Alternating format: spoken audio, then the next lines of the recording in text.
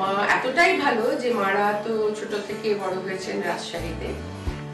তো সেখানে Rajshahi radio station তখন নতুন শুরু হচ্ছিল, তখন আমার মাকে স্টাফ আর্টিস্ট হিসেবে কোনো বড় জায়গাতেও নয়, কিন্তু মা খুব ভালো গান গাইতেন মানে কলকাতায় চলে আসার পর।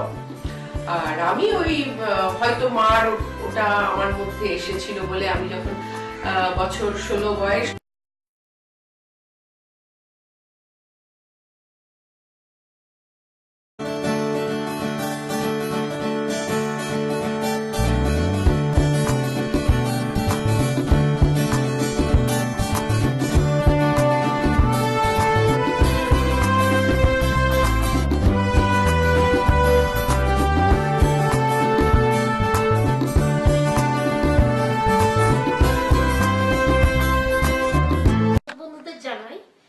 আজকে আমরা এসেছি বিশিষ্ট অভিনেত্রী, বেতার শিল্পী, দূরদর্শন শিল্পী এবং ছোট বড় পর্দায় সমানভাবে সাবলীল অভিনেত্রী রত্না সরকারের কাছে।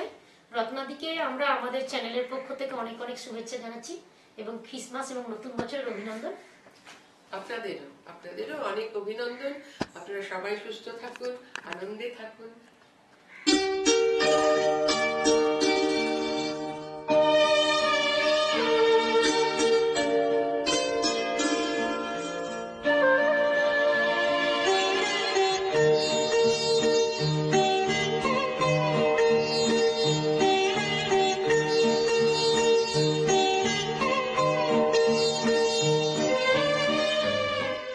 সবকিছুরই তো একটা আরম্ভ থাকে, তো আপনার এই এতগুলো গুণের বিকাশ মানে কিভাবে ক্রমান্বয়ে হলো ছোট থেকে কিনা, সেটা যদি একটু দর্শক বন্ধুদের বলেন।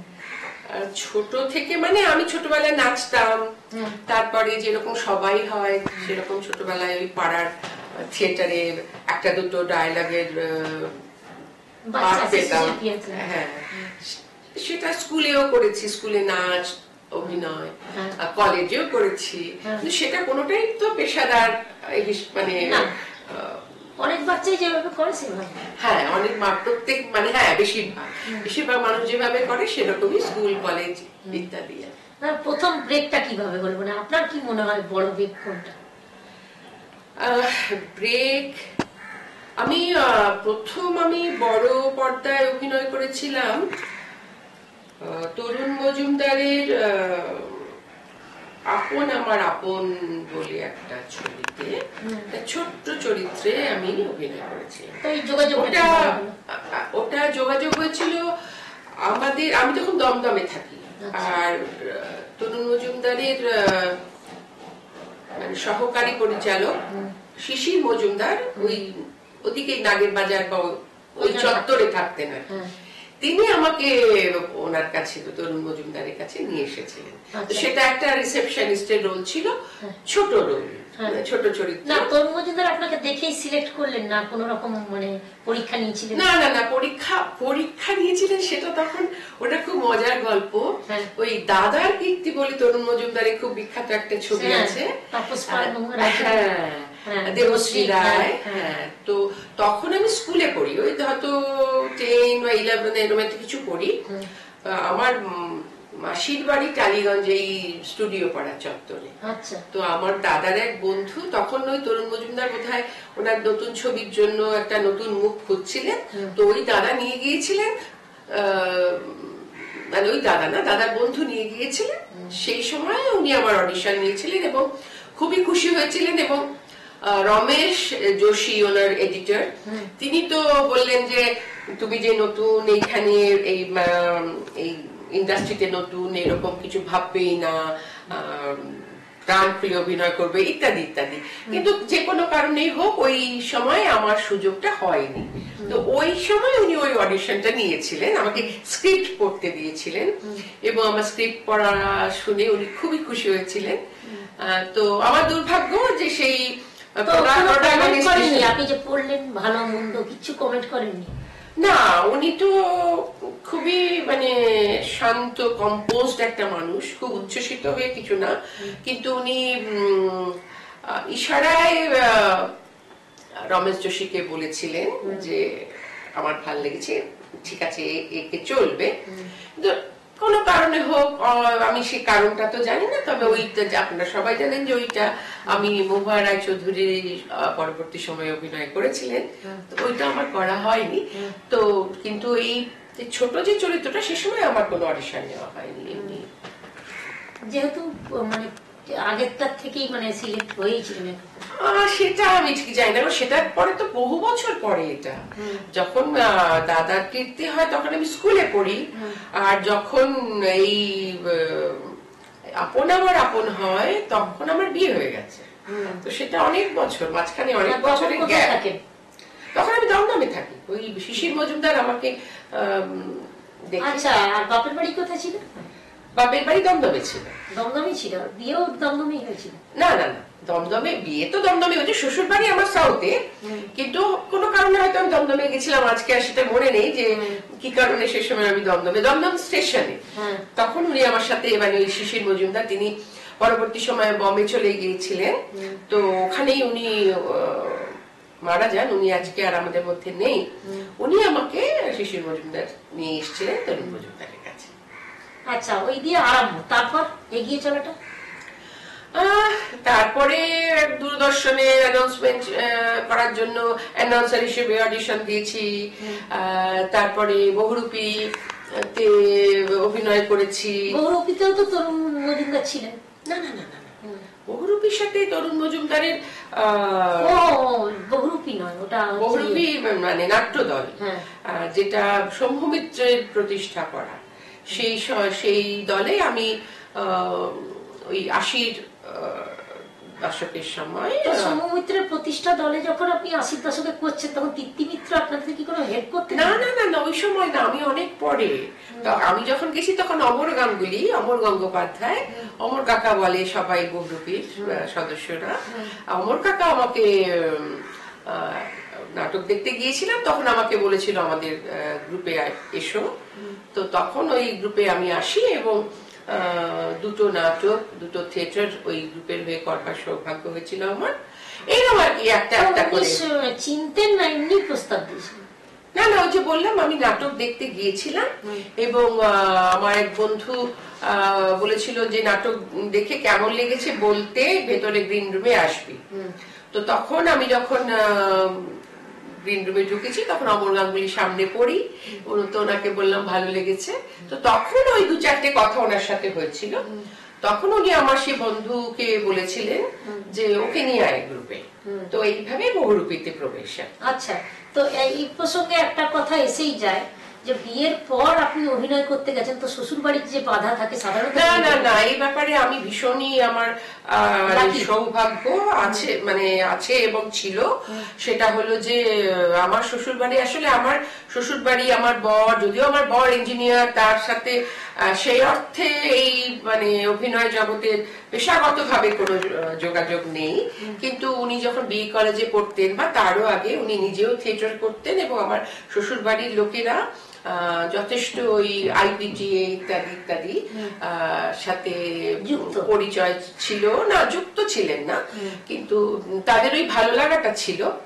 ফলে আমাকে কখনো ওনারা বাধা তো দেয়নি, বরং উৎসাহই দিয়েছেন, সহযোগিতা করেছেন। আচ্ছা, শ্বশুর বাড়ি থেকে সবাই মিলে দল বেঁধে দেখতে যাওয়া আপনার নাটক, সিনেমা হলে রিলিজ, সেগুলো ছিল মানে একান্নবর্তী পরিবার এবং হইচই করে সবাই যেত?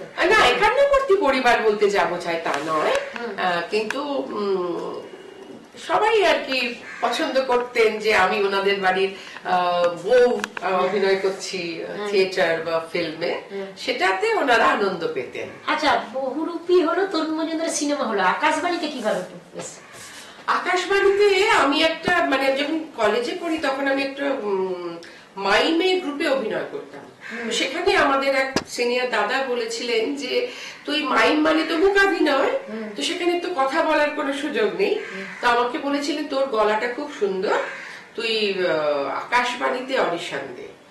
তো সেটারও মানে বহু বছর পরে আমি আকাশবাণীতে যেভাবে প্রথাগত ভাবে ফর্ম তুলে অডিশন দেওয়া, সেরকম অডিশন দিয়েছিলাম এবং পাশ করেছিলাম। তারপরে মানে প্রথম অডিশনেই তো বি হাই হয় না, তখন বি গ্রেড হয়, তারপরে আবার অডিশন দিয়ে বি হাই হয়েছিল। আচ্ছা, ওখানে নিউজ পড়ার জন্য আপনাদের কি আগের থেকে জানানো হতো যে কবে আকাশবাণীতে? না, আমি আকাশবাণীতে তো নিউজ পড়িনি, আমি দূরদর্শনে অ্যানাউন্সার হিসেবে 10-11 বছর ধরে আমি ওখানে অ্যানাউন্সার ছিলাম। না, প্রথম কত সাল ওটা? ওটা 88 সাল থেকে 2001 পর্যন্ত আমি দূরদর্শনে অ্যানাউন্সার হিসেবে, মানে প্রায় 12-13 বছর। হ্যাঁ। আচ্ছা, এই 2001-এর পর কি আপনি ছেড়ে দেন? না না না না, আমাদের দূরদর্শনের ফরম্যাটটাই চেঞ্জ হয়ে গিয়েছিল, তখন ওই লাইভ অ্যানাউন্সমেন্ট যেত না, বন্ধ হয়ে গিয়েছিল। তো সে কারণে আমাদের আর প্রয়োজন হয়নি। তবে ওই অনেক ফোন ইন অনুষ্ঠানে আমাকে মাঝে মাঝে ডাকা হয় বা হতো, বা অনেক সময় ওই ভয়েস ওভার এর জন্য ডাকা হয়। এইভাবে অল্প স্বল্প দূরদর্শনের সাথে যোগাযোগ আছে। আচ্ছা, আর বর্তমানে মানে আর কোন কোন সিনেমা তরুণ মজুমদারের পর করেছিলেন? মানে সে তো আমি অনেকগুলো ছবি তে অভিনয় করেছি। শঙ্কা বলে আমার বিপরীতে ছিলেন দীপক, মানে চিরঞ্জিত চক্রবর্তী। শঙ্কা বলে একটা ছবি করেছিলাম। শিশির মজুমদারের শেষ চিঠি বলে একটা ছবি, সেটাতে আমার অয়ন ব্যানার্জি, ঋতুপর্ণা ছিলেন। ওই ছবিটা প্র্যাকটিক্যালি ওইটাই ঋতুপর্ণা সেনগুপ্ত প্রথম ছবি, তারপরে শ্বেত পাথরের খেলা। সে যাই হোক, তো ওটা, তারপরে বড় বউ, তারপরে অপর্ণা সেনের পারমিতার একদিন, অঞ্জন দাসের সাঁঝবাতির রূপকথারা, নবারুণ, না আরেকটা কি নবারুণ বলে একটা ছবি, সেটা হচ্ছে নেপাল দেব ভট্টাচার্যের নবারুণ। তারপরে অভিমান বলে একটা ছবি, যদিও সেই অভিমান ছাড়াও কিন্তু একটা জিতের একটা অভিমান আছে, সেটা, এটা কিন্তু সেটা নয়। এটা আগে কি পরে বলতে পারবো না, বোধহয় পরে, কারণ এটাতে ছিলেন উড়িষ্যার দুজন অভিনেতা অভিনেত্রী ছিলেন। হিরোইন ছিলেন অর্পিতা পাল বা অর্পিতা চ্যাটার্জি, আর আমি তার শাশুড়ি অভিনয় করেছিলাম। এরকম গোটা 10 ফিল্ম করেছি। আর কিছুদিন আগে একটা ছবি রিলিজ করেছিল, সেটা হচ্ছে দাদার, না না ভুল বললাম, দিদির সংসার। এটা বছর 2 আগে। এর মধ্যে আমার আর কোনো বড় পর্দায় ছবি রিলিজ করেনি। আর গোটা 30 সিরিয়াল করেছি। আর সিরিয়ালগুলো যদি একটু নাম বলেন, মানে তো প্রথমটা, তারপর উল্লেখযোগ্য। প্রথমটা না ওই রকম ভাবে আমি বলতে পারবো না। শতাব্দী, সূর্য, প্রতীক্ষা, এগুলো কি ইটিভি বাংলা? হ্যাঁ, এগুলো কি ইটিভি বাংলা থেকে আরম্ভ করেছিল?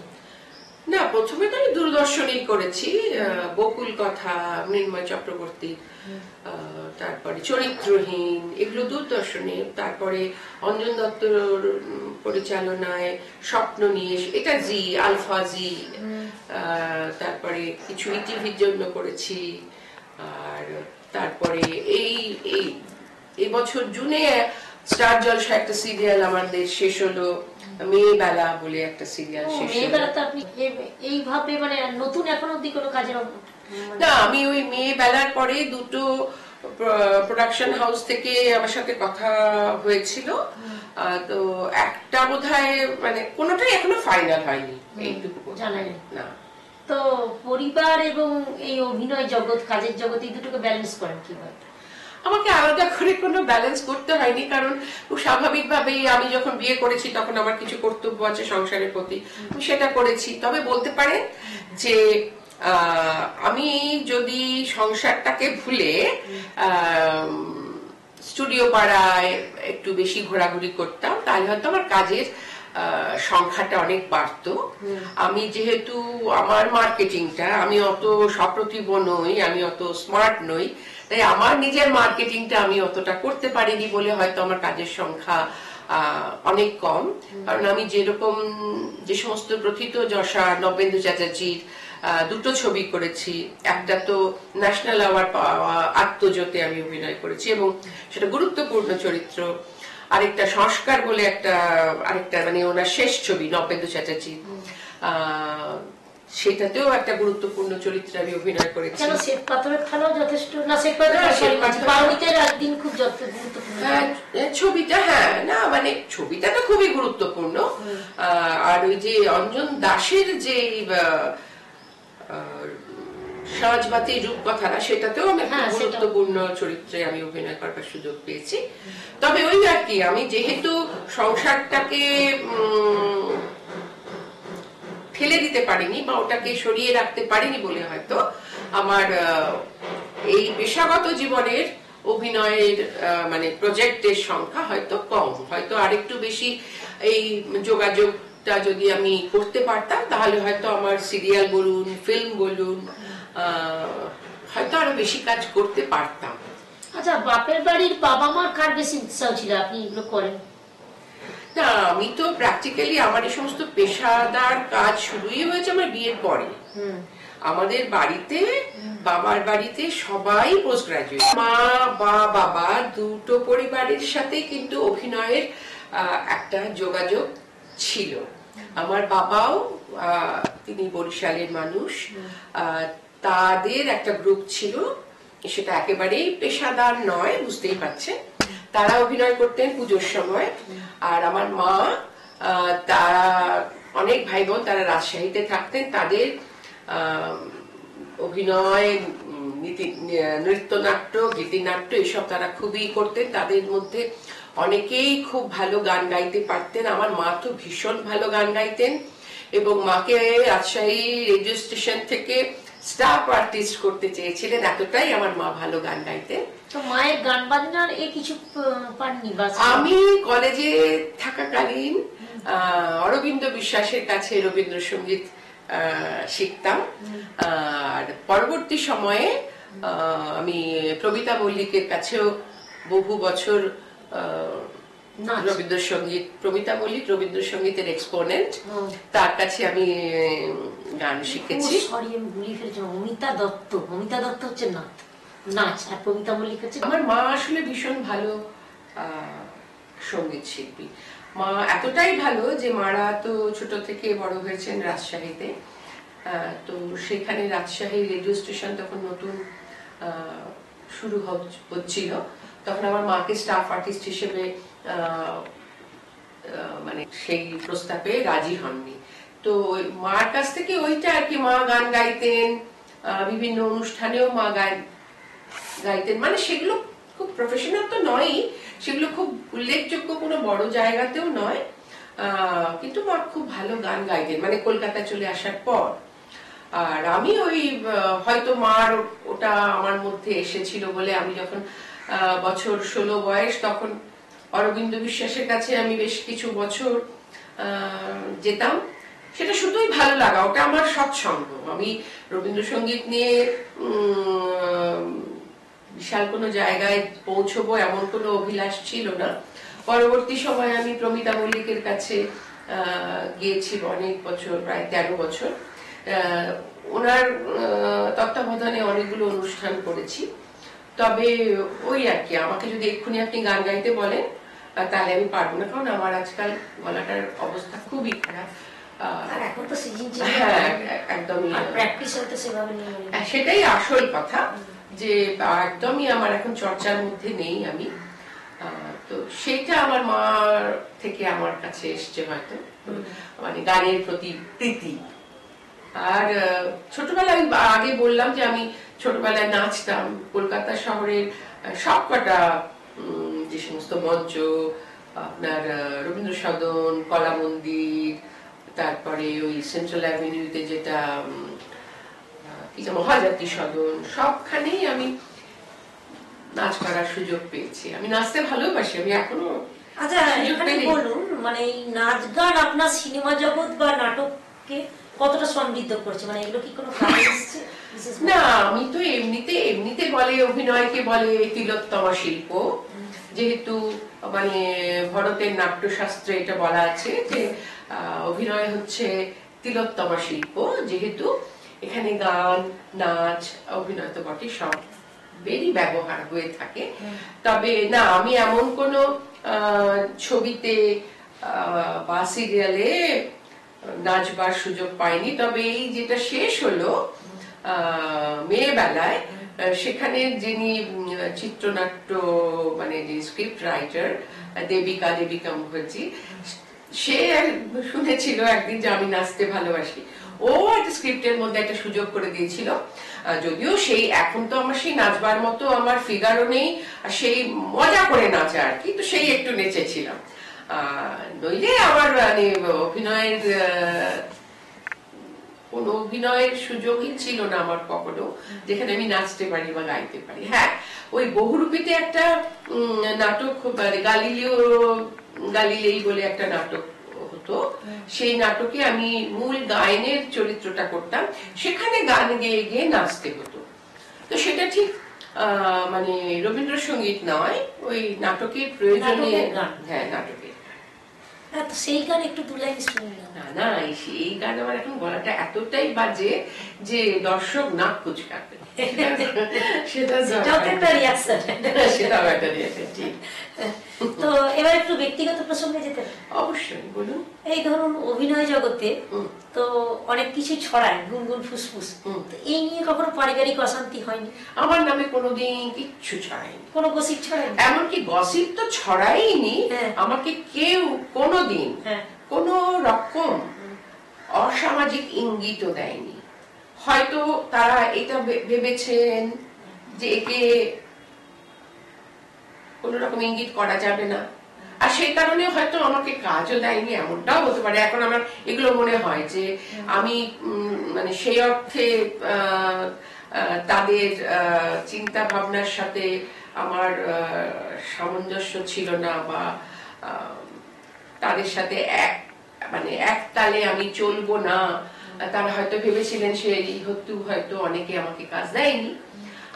তবে কাজ দিয়েছেন এমনও তো অনেকেই, কারণ আমি তো ফিল্ম বলুন, সিরিয়াল বলুন, আমি কিন্তু কোথাও গিয়ে দরবার করার মতো, আগেই বলেছি আমার সেই স্মার্টনেস বা সপ্রতিভ আমি নই। তো ফলে আমাকে যারা যারা কাজ দিয়েছে তাদের কাছে আমি কৃতজ্ঞ, কারণ সত্যি সত্যি তাদের কাছে কিন্তু আমি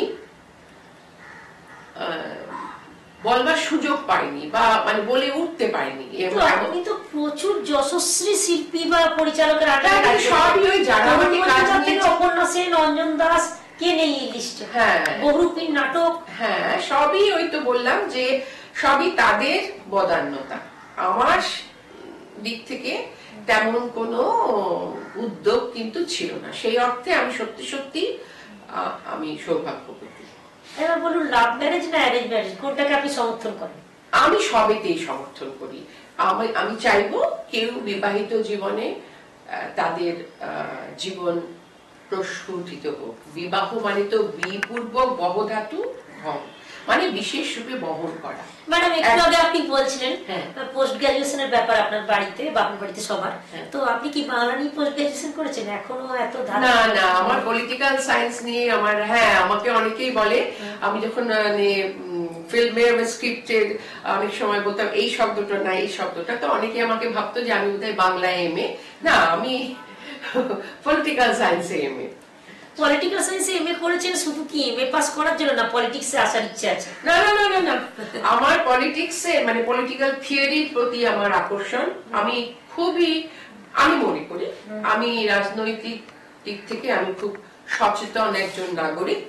আমার নিজস্ব রাজনৈতিক মতাদর্শ আছে, বিশ্বাস আছে, কিন্তু আমি রাজনীতিতে কখনো যাবার আমার সুযোগ হবেও না, আর আমি চাইবও না। বিশেষ করে এখনকার রাজনীতির মধ্যে নীতি আছে বলে মনে হয় না। আমার নীতিভ্রষ্ট সব মানুষ আজকালকার রাজনীতিতে, এবং আজকালকার রাজনীতি তো আমি বলবো ব্যক্তি স্বার্থ, স্বজন পোষণ ইত্যাদি ইত্যাদি, এরকম রাজনীতিতে আমি বিশ্বাস করি না। আমি এই রাজনীতির প্রতি আমার কোনো শ্রদ্ধা নেই। আমাকে কেউ ডাকলেও আমি, আমাকে ডাকবে না কেউ, আমাকে ডাকার কোনো কারণ নেই, কিন্তু যদি ডাকতো তাহলেও আমি। আপনি যে মুহূর্তে পার্টিকুলার একজন পার্টির এতে আপনি টিপলেন, সেই মুহূর্তে দাঁড়িপাল্লায় আপনার একটু হলেও ঝুঁকে গেল। না, সেটাই বললাম, আমি তো বললাম যে আমি রাজনৈতিক দিক থেকে আমি অত্যন্ত সচেতন একজন মানুষ। আমার নিজস্ব রাজনৈতিক মতাদর্শ এবং বিশ্বাস আছে। আমি মোটেই বলিনি কিন্তু যে আমি আমি রাজনীতি বুঝি না বা আমার রাজনৈতিক কোনো কর্মকাণ্ডে কোনো রকম আকর্ষণ নেই, তা মোটেই নয়, বরং খুব বেশি রকম আকর্ষণ আছে। এবার স্কুল কলেজ সম্বন্ধে, ইউনিভার্সিটি সম্বন্ধে যদি একটু বলেন। বলুন, কি জানতে চাইছেন? মানে স্কুল কোথা থেকে করেছেন? আমি গভর্নমেন্ট স্কুলে আমার স্কুলিং হয়েছে, তারপরে টাইগার ইউনিভার্সিটি থেকে সমস্ত বিএড করেছি। এমএ পরে আমার বিএড হয়েছে। বিএডটা অবশ্য আমার বিএড পরে, মানে বিএড এমএটা আমার শেষ হয়েছে বিএর সময়, আর তারপরে বিএড পরে আমি বিএড করেছি। ও, তো তার মানে আপনার বিয়ের পরই যা মানে সাফল্যের চাবিকাঠি সবকিছু বিয়ে। সাফল্য কিনা জানি না, সেরকম ভাবে সফল আমি এটা আমার তো মনে হয় না, তবে হ্যাঁ সবই আমার বিয়ের পরেই, কারণ আমার বিয়েটাই তো হয়েছে তখন আমার মানে পড়াশোনা শেষ হয়নি তখন। তো বাড়িতে পোস্ট গ্রাজুয়েশন ব্যাপারে কি বলছিলেন সবাই? হ্যাঁ, মানে ওই তখন আপনি জিজ্ঞেস করছিলেন যে অভিনয়ের ব্যাপারে আমার বাবার বাড়ির থেকে কোনো উৎসাহ আছে কিনা, সেই ব্যাপারে বলছিলাম যে প্রথম কথা হচ্ছে আমাদের বাড়িতে কেউ পোস্ট গ্রাজুয়েশন ছাড়া নেই। আমাদের বাড়িতে পড়াশোনাটার উপর ভীষণ জোর দেওয়া হয়, আর তারপরে একটু গান শিখছো, খুব ভালো কথা, নিজের মনের আনন্দে গান গাও। তারপরে চাকরি বাকরির ব্যাপারে আমাদের বাড়িতে খুব পড়াশোনা, এবং মেয়েরা ছেলেরা তো বটেই চাকরি বাকরি উপার্জন করবে, এইটাই আমাদের বাবার বাড়ির ধরন।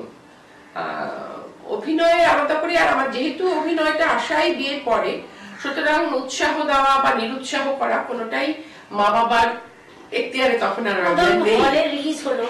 হ্যাঁ, তো সেই ধরনের ছবি বাবা মা কখনো দেখতে? হ্যাঁ, বাবা সেই ব্যাপারে আমার বাবা মা থিয়েটার দেখতে যাওয়া, ফিল্ম দেখতে যাওয়া, সে ব্যাপারে কোনো নাটক করেছেন সেগুলোতে আছেন, তো সবই তো সেগুলো আমার সব বিয়ের পরে। আচ্ছা, গান, নাচ, পড়াশোনা, অভিনয়, অ্যানাউন্সমেন্ট, এগুলো বাদ দিয়ে আর কি শখ আছে? আমার ভীষণ শখ আছে, সেটা হচ্ছে আমি এই 3 বছর আগে পর্যন্ত ট্রেকিং করেছি। আমার হিমালয় আমার হার্ট থ্রব, একদম একটু বাড়িয়ে বলছি না, কিন্তু আমার কিছুদিন একটুখানি সময় চলে গেলেই আমার মনটা হিমালয় হিমালয় করে। তারপরে প্রতি বছরই হিমালয়ে কোথাও না কোথাও বেড়াতে যান? হ্যাঁ, না যেটা পড়ে আছে এটা তো কাশ্মীর থেকে আসা, মানে কাশ্মীর গেছে, এই দার্জিলিং আর বাদ দিয়ে আর কোথায় কোথায় গেছে? না না, মানে এগুলো তো বাঙালি যাই না, সেটাই বলছি যে আমি গত 3 বছর আগে পর্যন্ত এইসব যেগুলো আর কি জনপ্রিয় স্থান, সেখানে যেতামই না, শুধু ট্রেকিং করতাম, মানে পাহাড়ে হাঁটতাম।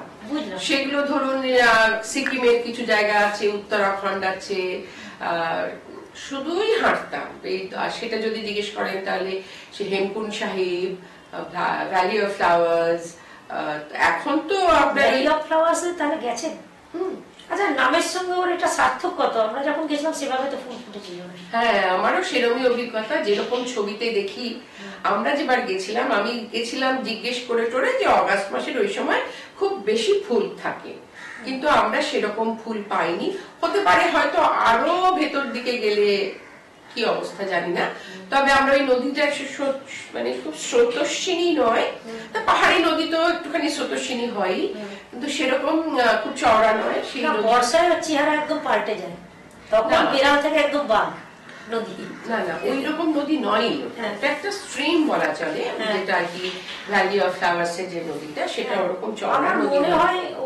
কোন পাহাড়ি নদী আসলে চওড়া হয় না, মানে বর্ষার সময় স্রোত ধারণ করে, কিন্তু ভ্যালি অফ ফ্লাওয়ার্স এর নদীটা ওই স্রোতের নয়। জিজ্ঞেস করেছিলাম, কোনো সময় ওটাতে সেভাবে স্রোত আসে না, না ওটাকে কোনোভাবে আটকানো হয় জানি না। না না, মানে ভ্যালি অফ ফ্লাওয়ার্স এর নদীটা পাহাড়ি নদী, ধরুন গঙ্গা বেরোচ্ছে, যেটা আমি তো গম্বুকও গেছি, গম্বুক যেখান থেকে বেরোচ্ছে গঙ্গা নদী, যেটা উৎস, তার সেটা যতটা চওড়া বা সেখানে যত স্রোত, ভ্যালি অফ ফ্লাওয়ার্স এর একদমই সরু সংকীর্ণ, মানে একদম কেদারবতী যেতে অলকানন্দা আর মন্দাকিনী যে গর্জন, সেসব কিছুই নেই। না না না, ওর সাথে কোনো তুলনীয়ই না। হ্যাঁ, আর যেটা বলছি যে রান্নার কোনো ইচ্ছা আছে, মানে দূরদর্শন থেকেই তো একটা রান্নার কম্পিটিশন এরকম দেখানো হতো, সেইগুলো? না না, আমার দূরদর্শনের কিছু সাথে কোনো আমার রান্নার কোনো সম্পর্ক নেই। আমি নিজে খেতে খুব ভালোবাসি, আর আমি অনেক রকম এক্সপেরিমেন্টাল রান্না করতে ভালোবাসি। তবে হ্যাঁ, ওই রোজকার রান্না আমি করি না, করতে ভালোবাসি না। তবে আমার বাড়িতে কেউ নিমন্ত্রিত হয়ে এলে তাকে আমার রান্নার লোকের রান্না আমি খাওয়াই না। আমার হ্যাঁ, আমি সেটা রান্না করে পরিবেশন করাটা পছন্দ করি, আমার ভালো লাগে, আর খুব একটা খারাপ হয় না। আর আপনার এই গুণগুলো ছেলে মেয়ের মধ্যে কতটুকু আছে? আমার তো ছেলে নেই, আমার একটি মেয়ে, সে অভিনয় করে, সে গান গায়, সে খুব ভালো নাচে, আর সে বিভিন্ন চ্যানেলে সে অভিনয়ও করেছে, সিরিয়ালে। আপাতত সে একটু বিরতি নিয়েছে। সে যাদবপুর থেকে MA করেছে। কোন সাবজেক্ট? ও গ্রাজুয়েশন করেছে কমিউনিকেটিভ ইংলিশে, আর মাস্টার্স করেছে ফিল্ম স্টাডিজে।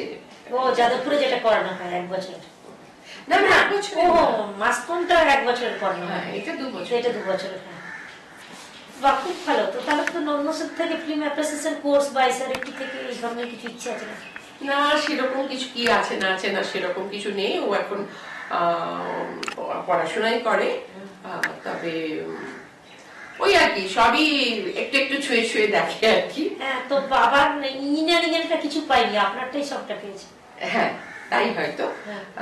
তবে বাবা কিন্তু খুব ভালো কবিতা লেখে, আর আমার মেয়েও খুব ভালো লেখে, কবিতা না, তবে ওর ইংরেজিটা খুব স্ট্রং।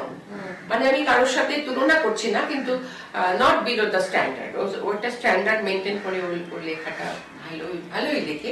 ওকে প্র্যাকটিক্যালি আমি উৎসাহ দিই যে তুমি ব্লগ করো, তুমি ভালো লিখতে পারবে, কিন্তু ওই আর কি ওর একটু উৎসাহের অভাব আছে। তো এই আর কি অনেক রকম নিয়ে চলছে। হ্যাঁ, ছেলেদের দৈহিক ক্ষমতা বেশি বলে ছেলেদের রাগ হলে দুটো ছেলেতে মারপিট করে, আর মেয়েদের দৈহিক ক্ষমতা কম বলে দুটো মেয়েতে ঝগড়া করে। মানে মুখ বেশি চলে, হাত পা তেজ। ছেলেদের আবার উল্টো, অত মানে তর্কে বা ঝগড়ায় পটু হয় না, যারা হয় তাদের বলা হয় মেয়ে, আর মারকুটটা মেয়েদের বলা হয় ছেলেদের। না, এখানেও আমি ডিফার করছি, এখানে আমি এই মতে একমত নই। কারণ কোন শিক্ষিত ছেলেরা তর্ক করলে কি তারা হাতাহাতি করে? তারা তো তাদের তর্ক দিয়ে, তাদের নিজের যুক্তি দিয়ে তর্ক করে বা অন্যের যুক্তি খণ্ডন করে। আর শিক্ষিত মহিলারাও তারা যে তর্ক করে, বা দেখুন ঝগড়া আর তর্কের মধ্যে কিন্তু পার্থক্য আছে, নিশ্চয়ই পার্থক্য, তাই না? তো সুতরাং আমি নিজেকে মনে করি, আমি বলি আমি একটু ঝুঁকুটে, আমার বর বলে তুমি তো মানে বরিশালের একেবারে প্রকৃষ্ট উদাহরণ,